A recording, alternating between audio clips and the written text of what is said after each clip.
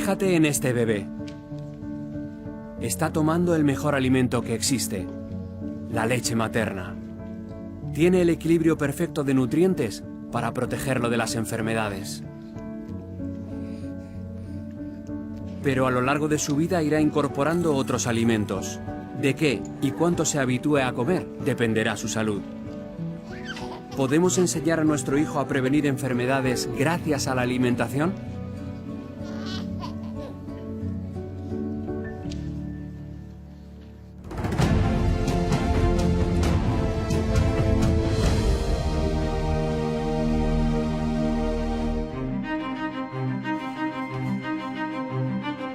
Comer es la necesidad y el placer más frecuente de nuestra vida, pero además sabemos que comer afecta directamente a nuestra salud.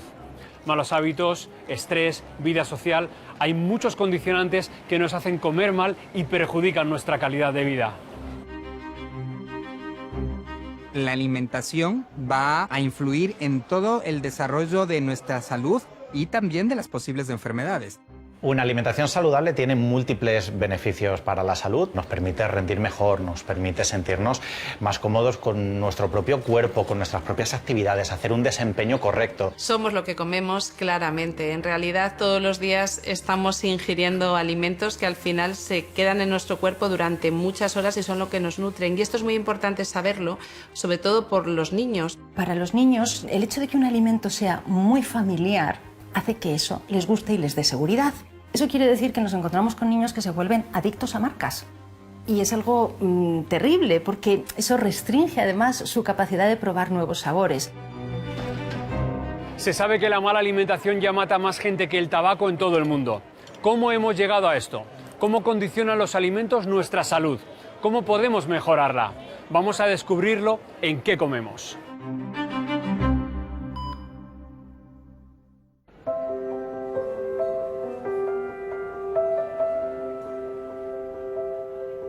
Por fin llegué. Ya está aquí. La historia de Ana Martínez y su hija está íntimamente relacionada con la alimentación. ¿Desayunas conmigo? Sí, sí, sí. En el año 2015 me llamaron porque yo había ido a quitarme un lunar, pero yo estaba, bueno, tranquila porque digo, bueno, mi hija es oncólogo, ella sabe, me hicieron la cirugía, me quitaron el lunar. Como a los 2 años más o menos me aparecieron unas metástasis. Mi madre fue una de mis pacientes, pero fue la más relevante, evidentemente, para mí, porque fue el primer reto al que yo realmente me enfrenté como oncóloga. Yo volví de Estados Unidos, trabajaba allí como coordinadora de investigación y volví a España cuando mi madre se quedó sin opciones de tratamiento y eso me llevó a pasar todos los límites, llevando la investigación a su máxima potencia para ayudarla a ella y poder sacarla adelante. La doctora estuvo tratándola con quimioterapia y cirugía. Fue una época que vivió con angustia y mucho estrés, y aunque su madre se recuperó con éxito, la siguiente noticia que recibió fue, cuanto menos, sorprendente. Para mí la noticia de tener cáncer después de la enfermedad de mi madre fue muy dura porque además fue en un momento como de tranquilidad. Habíamos hecho el primer escáner, el tratamiento de mi madre que yo había liderado, que había desarrollado, había funcionado, habían desaparecido las 5 metástasis que tenía a nivel cerebral y de repente tener el mismo tipo de tumor que de ella, un melanoma infiltrante, fue una noticia muy dura. Pero es cierto que aquello también me dio un plus de información, una experiencia que ahora creo que ayuda mucho a mis pacientes también. ¿Te acuerdas cuando de pequeña me obligabas a tomarme el zumo de naranja, que tenía que ser instantáneo porque se iban las vitaminas que se oxidaban, que aquello parecía... Pero es que yo, claro, en aquellos tiempos se pensaba que el que no tomabas zumo, Pues que era una cosa que estabas, bueno, desnutrido. Sí, ya tenía yo razón, que no era tan importante, pero claro, tú siempre que si el zumo, que yo recuerdo de pequeña cuando me dabas la merienda, me decías, toma un poquito de jamón de York, que al final eso verdad. se piensa que es tan sano y para nada. Sí. Yo empecé con los tratamientos orales y no los toleraba, me provocaban mucha toxicidad. También me debutó una diabetes, que tengo que poner insulina. Para mí aquello fue también horrible. Yo lo he notado desde que cambié la alimentación a hacerla de esta manera que tú siempre estás insistiendo, que el azúcar está genial. Claro, la glucosa, claro, Sí. es que al final las personas diabéticas, pues Sí, más sí. importante. es tan importante que comamos bien más o menos, que hagamos ejercicio, que miremos un poco para nosotros, porque a veces solamente nos dedicamos a los demás, al trabajo, a la casa, y nosotros nos dejamos en un último término. Después de su experiencia con el tratamiento, la doctora Arrojo decidió publicar un libro de recetas hechas por su madre. ¿Y con qué finalidad? Ayudar a recuperarse tras un tratamiento oncológico. Pero no solo eso, también para enseñar a reforzar el sistema inmunológico con alimentos sanos y saludables. Bueno, ¿y qué vas a hacer hoy? Hoy que has venido tan guapa a verme, a desayunar conmigo, a empezar con fuerzas, ¿qué vas a hacer? Pues mira, voy a ir de compras y voy a comprar tema de comida seguro. Bueno, me encanta con todo lo que llevamos vivido, cuando no tenías ganas de salir, de todo. Bueno, y eso... ahora viajas a Asturias, Madrid, vienes a Madrid, te recorres Madrid tú sola. Pero eso te lo debo a ti. El día que yo me vaya, vine a este mundo a hacer algo muy importante. Es traerte a ti para poder cuidar, sanar y hacer todo lo que haces, que para mí, bueno, es una satisfacción y un orgullo increíble. Vamos, es que me pongo a llorar. Madre e hija aseguran que con el cáncer y otras enfermedades, comer unos alimentos y eliminar otros es uno de los factores que ayudan a prevenirlas. Somos lo que comemos, la alimentación influye directamente. En realidad sabemos que solo el 10% de los casos de cáncer son hereditarios, son de origen genético. El 90% se deben a los llamados factores ambientales, y no solo la contaminación o factores ajenos a nosotros, sino que más del 40% de los casos de cáncer se sabe que se pueden prevenir modificando los hábitos de vida y fundamentalmente actuando en 3 pilares, que son la alimentación, el ejercicio físico y el estrés, porque tenemos que saber que la enfermedad no es algo que te toca y te toca, sino que es algo que tú mismo puedes prevenir o puedes aumentar el riesgo a través de tus hábitos de vida. Con lo cual, para mí en primera persona ha sido algo muy importante para prevenir la enfermedad, no solo la propia, sino también la de los pacientes y la población en general.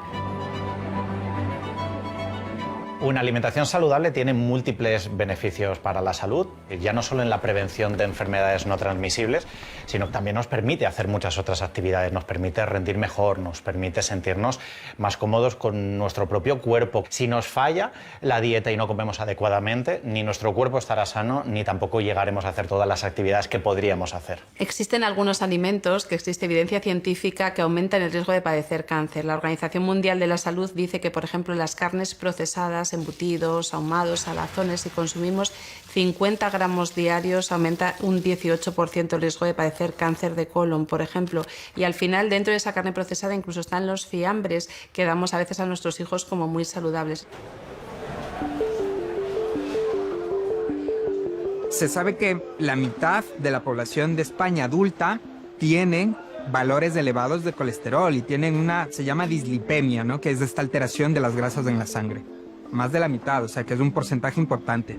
Según la Organización Mundial de la Salud, el 30% de los cánceres que sufrimos están relacionados con una mala alimentación. La diabetes puede provocarla el abuso de azúcares, por ejemplo. El consumo de alimentos ricos en grasas saturadas y colesterol, como las carnes, la yema de huevo y los productos lácteos ricos en grasas, se asocia a un aumento del riesgo de enfermedades cardiovasculares. Sabemos que una mala alimentación puede ayudarnos a que aparezcan enfermedades no transmisibles, diabetes 2, hipertensión, dislipemias, obesidades severas. En cuanto a la sal, la Organización Mundial de la Salud recomienda 4 gramos diarios, mientras que en España se consumen 12 gramos al día. La razón de un consumo tan elevado, el triple de lo recomendado, son los alimentos procesados, que llevan gran cantidad de sal y azúcar para conservarlos. Los expertos también recomiendan evitar el azúcar y los edulcorantes. Otro tema importante en la alimentación son los falsos mitos, porque las modas cambian y las tendencias en nutrición también. Un mito que se ha repetido hasta la saciedad es que el desayuno es el alimento más importante del día, y eso no es así.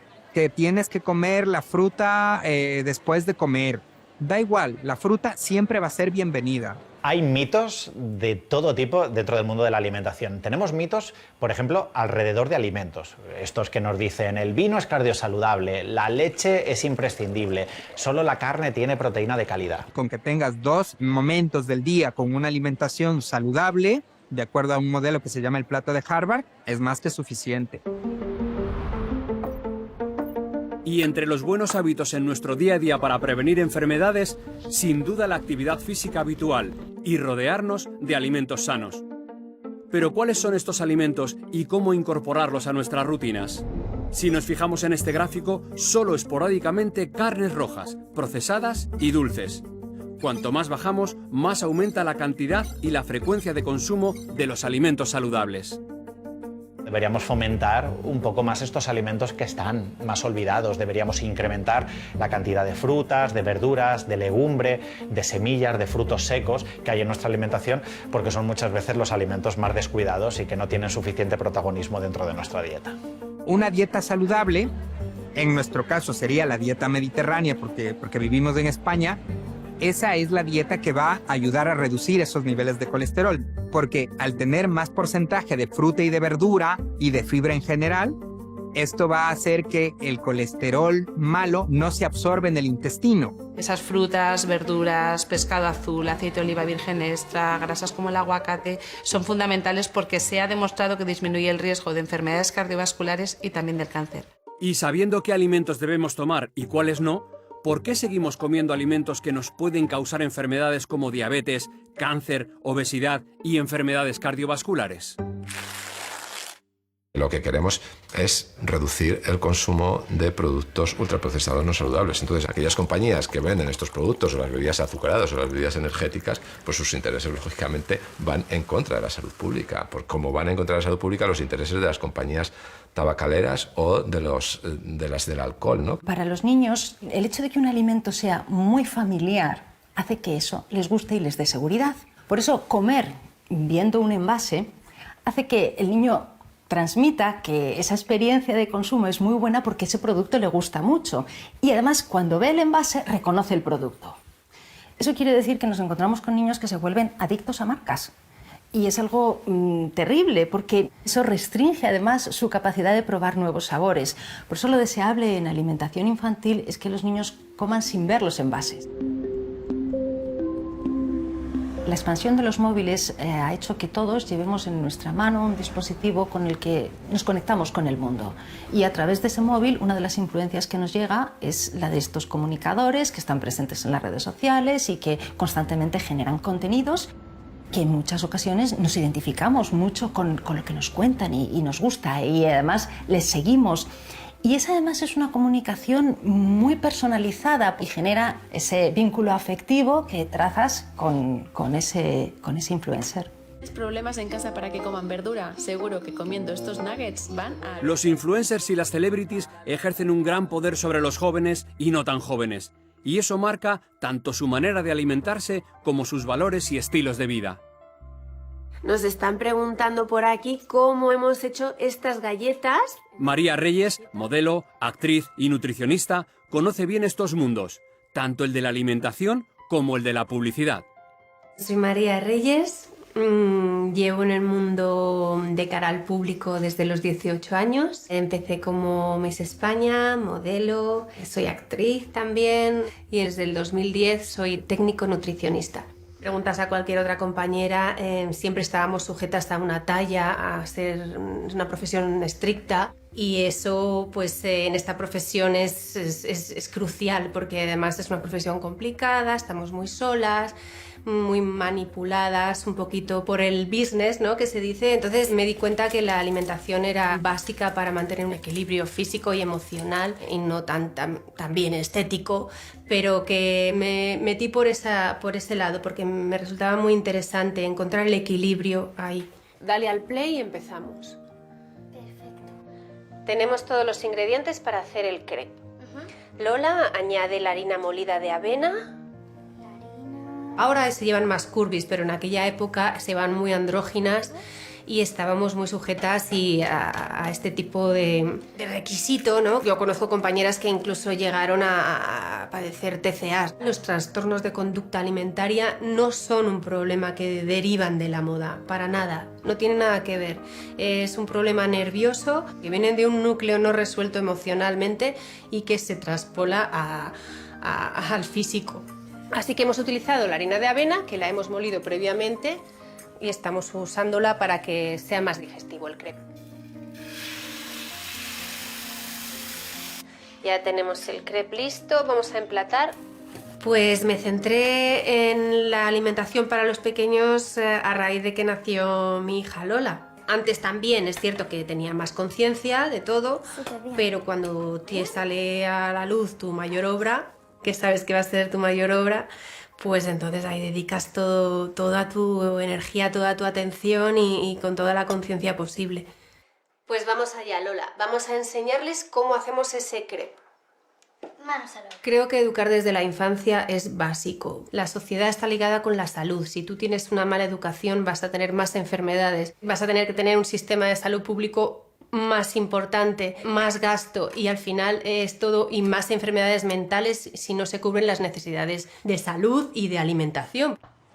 Unas pocas de frambuesas. La publicidad creo que debería estar regulada, de hecho hay una normativa que está por ahí que ojalá que la lleven al Congreso en breve, que regule que no todos los alimentos que salen, o sea, no se le puede decir, no, es natural, los niños, mira, es natural, es saludable. Mentira, tú miras los ingredientes, ni es natural ni es saludable. Pues hasta aquí nuestro blog de hoy, nuestro post de hoy, espero que os guste y cualquier cosa que necesitéis preguntarme, pues ya sabéis, mandadme un mensajito. Hasta la próxima. Come, Pero es que no que tengo. me lo como yo, ¿eh? Se sabe que la publicidad infantil juega un papel fundamental para influir en las preferencias de los chavales, pero curiosamente no lo hace igual en todos los perfiles. En aquellos que ya tienen sobrepeso u obesidad infantil, se sabe que esa exposición a los refrescos, a las bebidas, a los productos infantiles, a esos productos azucarados, es todavía más dañina. La buena formación que tú recibes en el hogar respecto a cómo alimentarte y que se mantiene a lo largo del tiempo que tú vives en casa de tus padres, incluso la propia formación que se pudiera recibir en los colegios. Los colegios están faltos de enseñanza, no sobre hábitos nutricionales, sino también sobre cómo cocinar.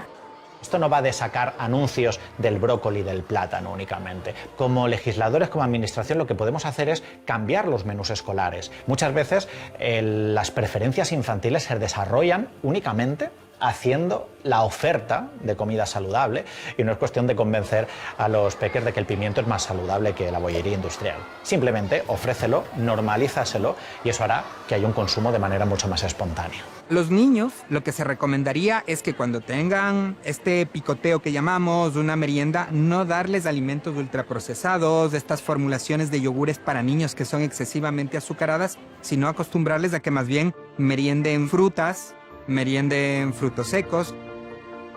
Sin duda, donde resulta más importante crear rutinas alimentarias sanas y sólidas es en la infancia.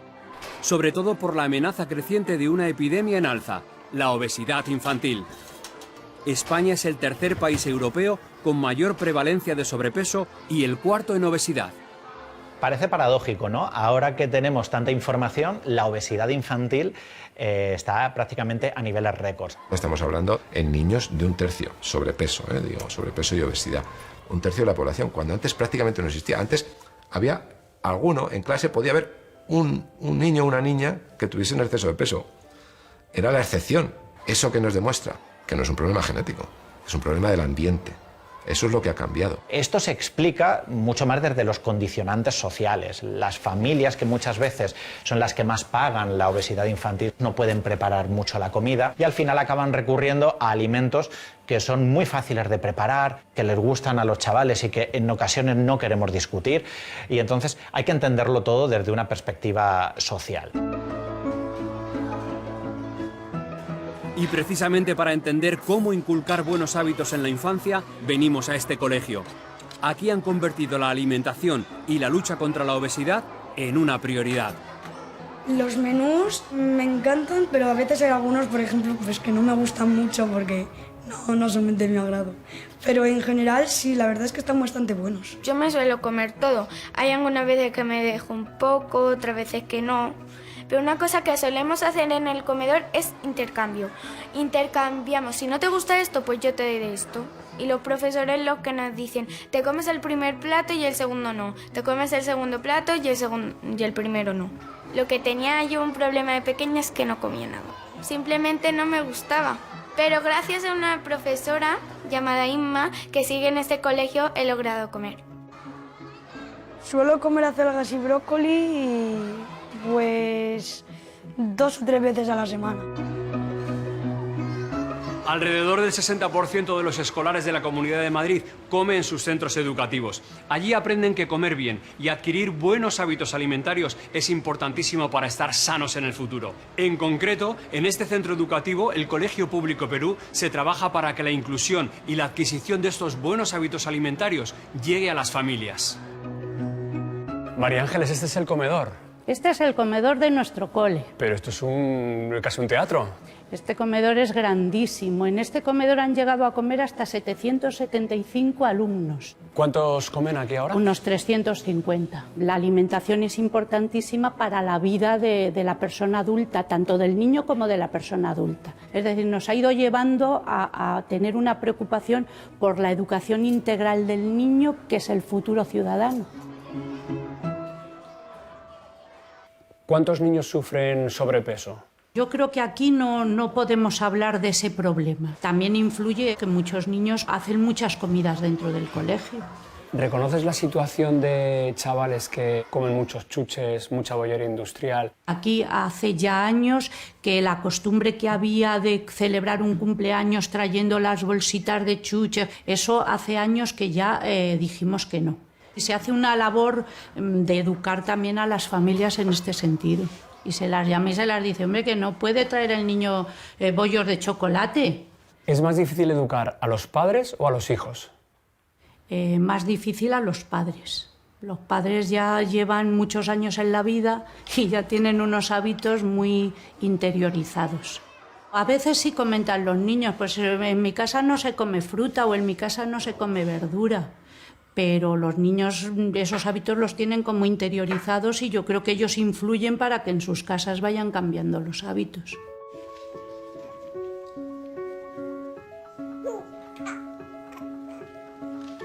Además de un alimento perfecto, la leche materna, la naturaleza está regalando a este bebé algo más importante, una herramienta clave para la salud que puede marcar su futuro.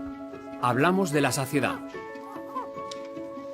Efectivamente, al nacer tenemos un mecanismo autorregulador de la ingesta en función de las necesidades. Un bebé va a tomar exactamente la cantidad de alimento que necesita. Se autorregula porque tiene este mecanismo que lo llamamos incorporado de serie los humanos. ¿Qué pasa? Que somos los adultos los que nos encargamos de, digamos, hacer que este mecanismo deje de funcionar o empiece a funcionar mal. Nuestro cuerpo es capaz de regular perfectamente la sed y la saciedad en condiciones normales. Puede que tengamos alguna patología y eso lo trastoque un poco, pero si nos rodeamos y nos exponemos de comida que sea saludable, este mecanismo regulatorio va a funcionar de manera correcta. Y luego también es muy importante que no transformemos demasiado los alimentos para que podamos cortarlos, prepararlos y masticarlos.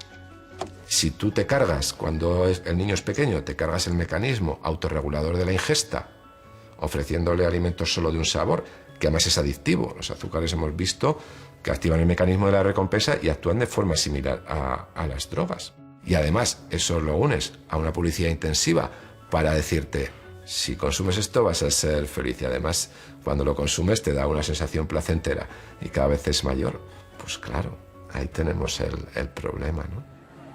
La diabetes tipo 2 en personas jóvenes está apareciendo precisamente por esta presión que tienen estos jóvenes para consumir alimentos ultraprocesados ricos en azúcares y especialmente bebidas azucaradas, que son, digamos, las que aumentan más el riesgo de padecer tanto obesidad como diabetes en jóvenes, porque son lo que llamamos calorías vacías. Tú cuando consumes un refresco, eso solo tiene calorías, no tiene ningún nutriente esencial.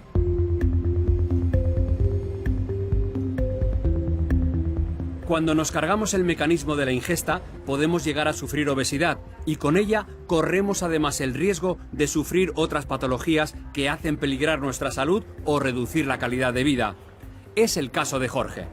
Estás con el protocolo para la cirugía bariátrica, sí, ¿verdad? Estás ya con tus pruebas, haciéndotelas. Sí, llevo ya varias pruebas hechas. Estupendo. Vale, con el tema de la comida, Jorge, ¿qué te parecería que intentásemos aumentar un poquito más de legumbre? Así reducimos a lo mejor un poquitín la carne, por ejemplo, igual disminuimos un día de carne y aumentamos un poquito más la legumbre. ¿Te parecería Vale, me parece eso? bien, lo intentaré.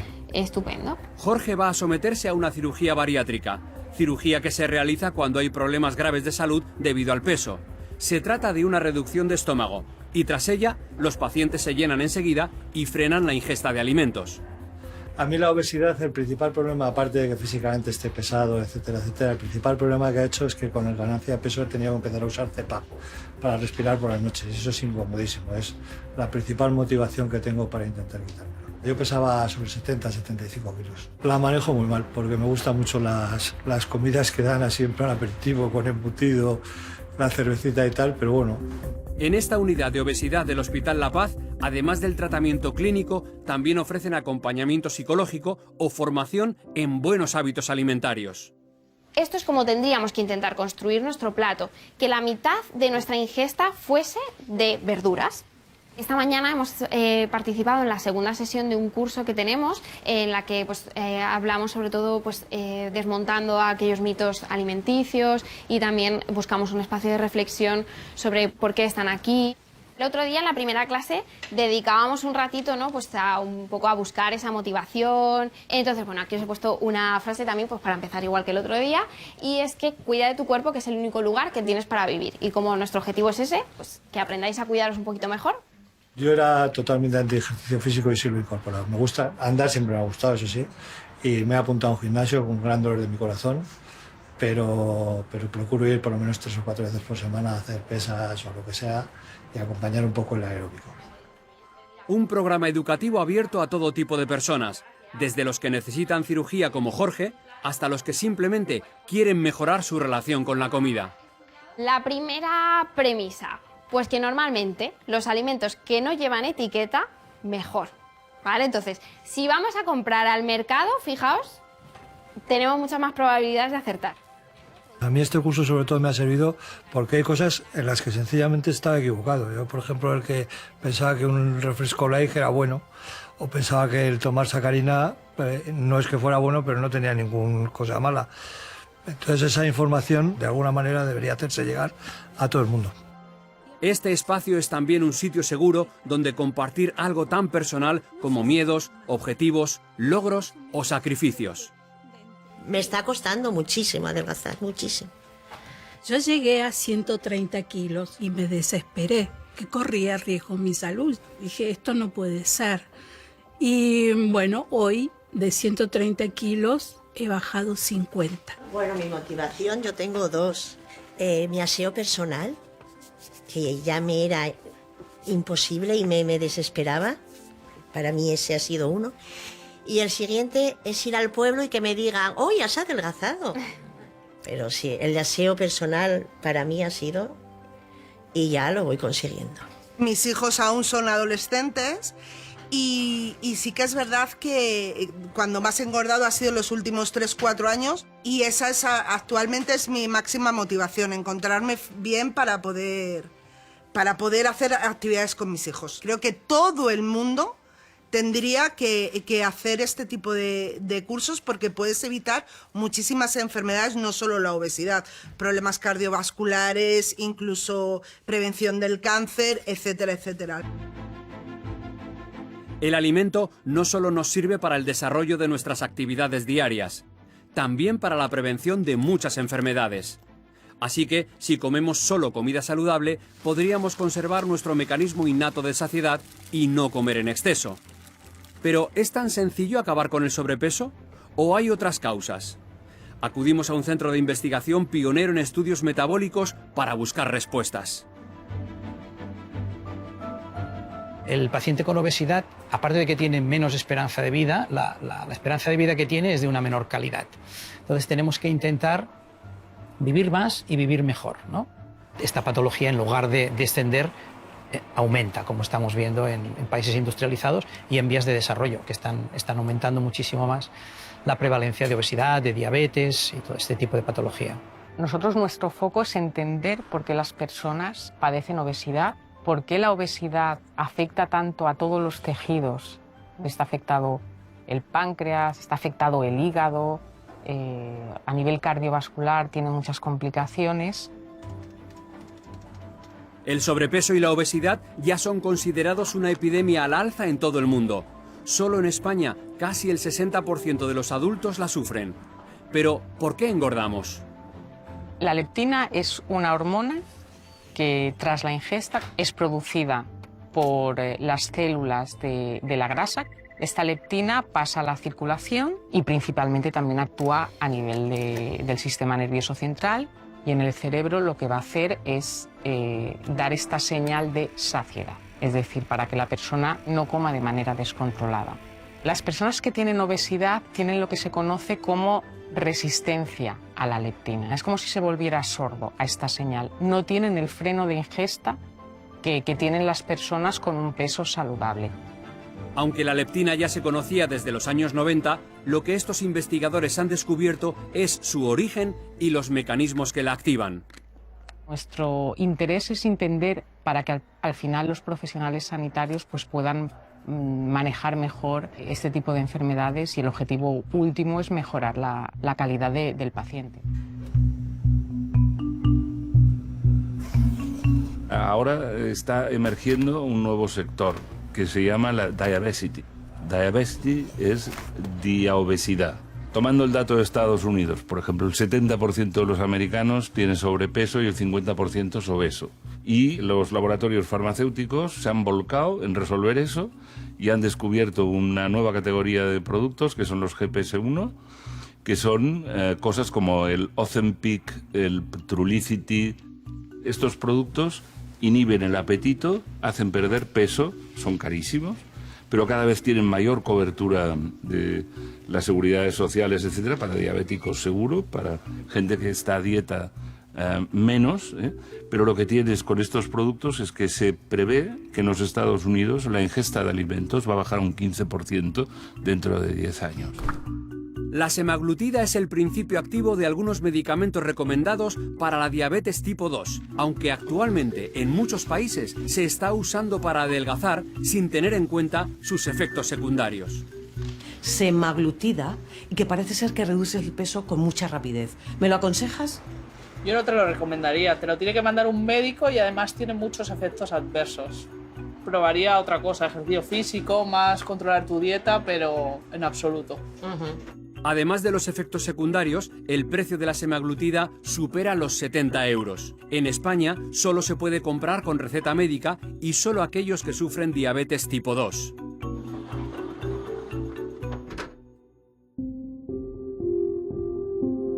Hasta ahora hemos visto que los alimentos saludables pueden mantenernos lejos de la consulta del médico. Bueno, no todos. Algunos provocan alergias alimentarias, un fenómeno que aumenta en todo el mundo. Solo en España se producen al año entre 20.000 y 50.000 reacciones alérgicas graves. Cerca de 1.000 han llegado a ocasionar la muerte. Y fue precisamente un shock de este tipo el que cambió la vida de esta familia. Para ella una palmera de chocolate y luego para Jesús no sé qué tienes. Mi hijo mayor es alérgico a frutos secos y legumbres. Nunca me podía imaginar que una alergia pudiera comprometer la vida como lo hizo por aquel entonces. Cuando tenía 18 meses de edad estábamos merendando en casa de una amiga, le di un cachito de anacardo, no más grande que una lenteja, y enseguida él empezó a encontrarse mal, empezó a vomitar. Estuvimos en urgencias, en observación toda la noche, y al día siguiente tú sales con un niño de apenas 2 años de la mano y con una adrenalina en la otra mano. Pártela un poquito más, Jesús, por el tema de las migas, por si Jimena empieza a mover la palmera, ¿vale? Cuando era pequeñito sí que se vivía, o yo lo he vivido con mucha angustia, sobre todo en las horas en las que estaba trabajando, porque siempre tu cabeza te lleva esos easy. Easy ha chupado, easy ha comido, easy le han cambiado.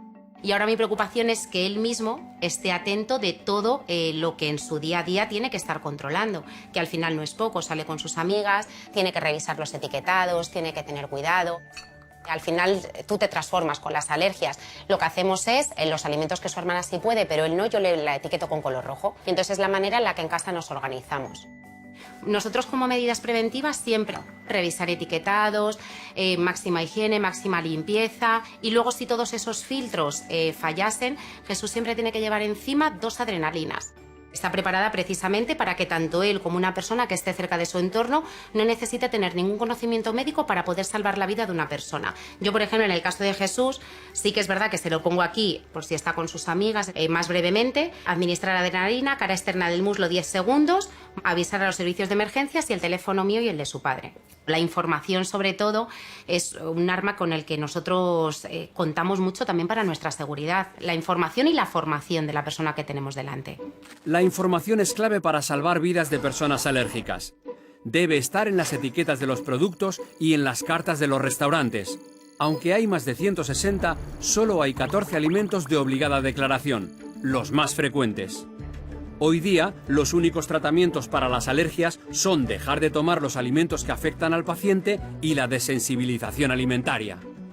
Las provocaciones alimentarias se hacen cuando hay un paciente que pensamos que puede vencer ya su alergia por la edad. Consiste en dar cantidades crecientes, poco a poco, cada día una cantidad, hasta llegar a una cantidad normal para la dieta.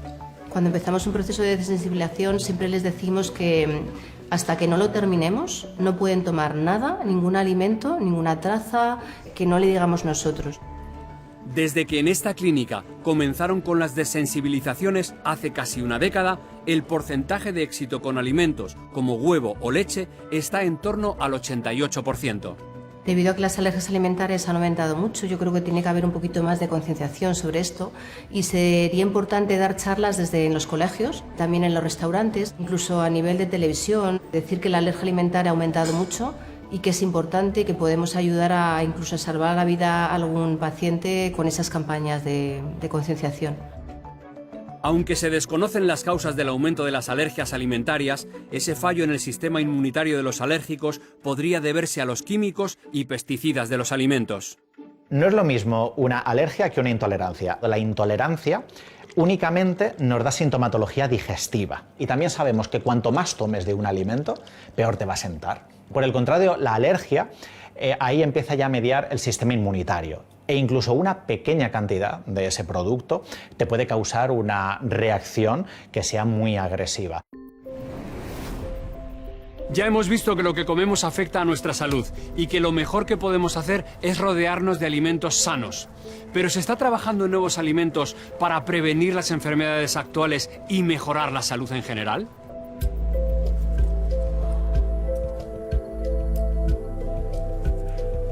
Los análisis sensoriales han quedado bien.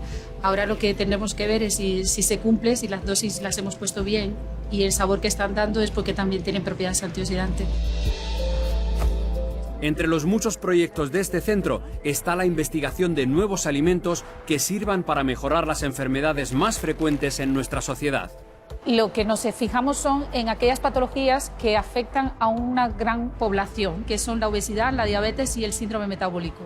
También, en algunos casos, trabajamos en la prevención del cáncer, sobre todo del colorectal, pero estamos enfocados en buscar materias primas que contengan compuestos bioactivos que ayuden a reducir estas patologías. Aunque muchos de estos alimentos de laboratorio están en fase experimental con animales, algunos ya han dado el salto a humanos. Un ejemplo claro es uno de los proyectos que estamos realizando en colaboración con la industria, que está encaminado a buscar alimentos que tengan la posibilidad de reducir el riesgo de cáncer de colon, y en este caso hemos colaborado con hospitales. Los alimentos fundamentalmente se utilizan para reducir los riesgos de patología y su objetivo no es curar. Puede ser que en los alimentos hayan algunos compuestos bioactivos que, si se aíslan de ellos, puedan utilizarse con fines terapéuticos. Pero el alimento per se, su función no es curar y los alimentos no están diseñados para curar, están diseñados para una buena salud. Estos alimentos que en el futuro podrán mejorar nuestra salud están creados en laboratorio. ¿Podemos fiarnos de ellos? A las personas que no ven claro que comer alimentos de laboratorio, le diría que la cocina de su casa es un pequeño laboratorio en el cual ocurren las mismas reacciones químicas que ocurren en nuestros laboratorios. Nuestros laboratorios lo que intentan es mejorar esos procesos que se hacían a nivel industrial o que hacíamos en casa. Por tanto, en mi opinión, hay alimentos saludables y no saludables que pueden ser procesados en casa o pueden ser procesados en la industria, y para eso hay control. En la industria tenemos que ayudarla a través de nuestra investigación de hacer procesos que nos lleven a alimentos más saludables. La investigadora María Dolores del Castillo y otros muchos expertos coinciden en que el futuro de la alimentación está en encontrar nuevas fuentes de proteínas que sean nutritivas, saludables y sostenibles.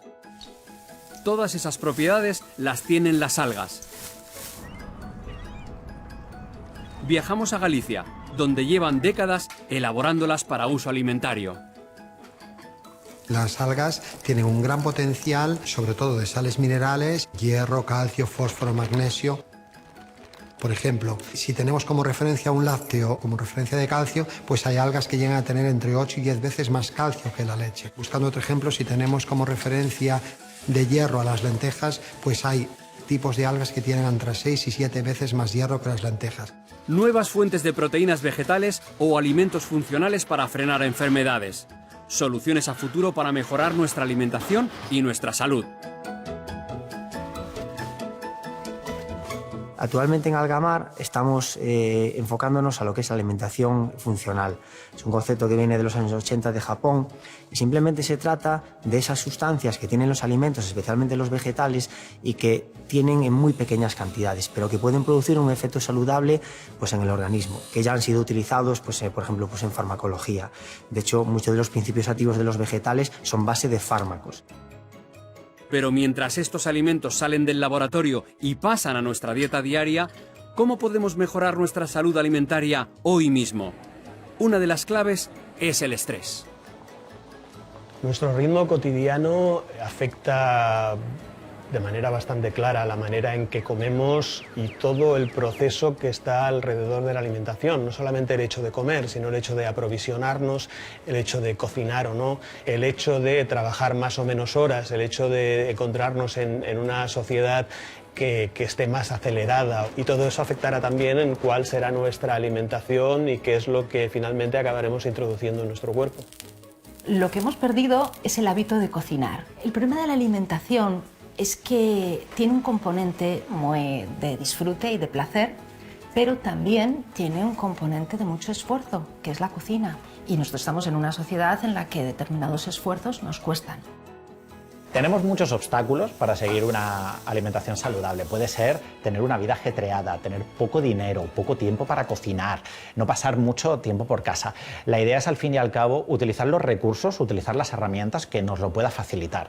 Todo esto son obstáculos, pero ninguno de ellos puede explicar por sí solo es que yo no puedo tener una alimentación saludable. La idea es que no podemos utilizar únicamente esta excusa para no comer saludable, y lo que hacemos precisamente en Nutrición y Dietética es adaptarnos a las circunstancias para que sea pues, mucho más llevadero.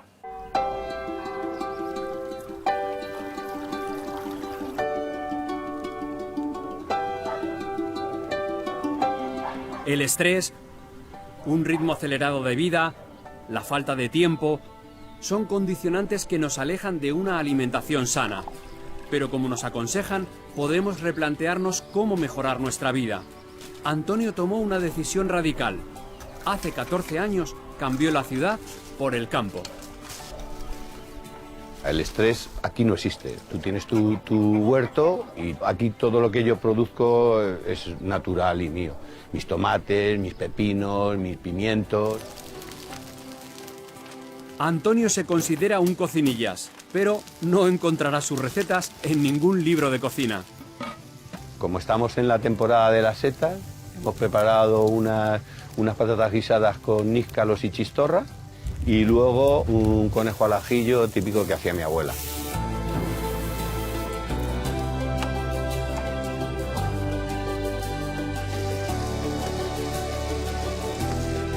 Pues a fuego lento, porque como no tenemos prisa en el pueblo, pues bueno, a su chuchú y a su amor, como se suele decir. Es la hora de comer y todos aportan algo. El punto de reunión, el refugio, un espacio multiuso propiedad del ayuntamiento. Pues estas comidas lo que yo creo que lo que hacen es unir un poco a la gente del pueblo. Nos sirven también, pues ya que es un pueblo un poco pequeño, pues para contarnos las anécdotas que hayamos podido tener a lo largo del día o de la semana si no nos hemos visto.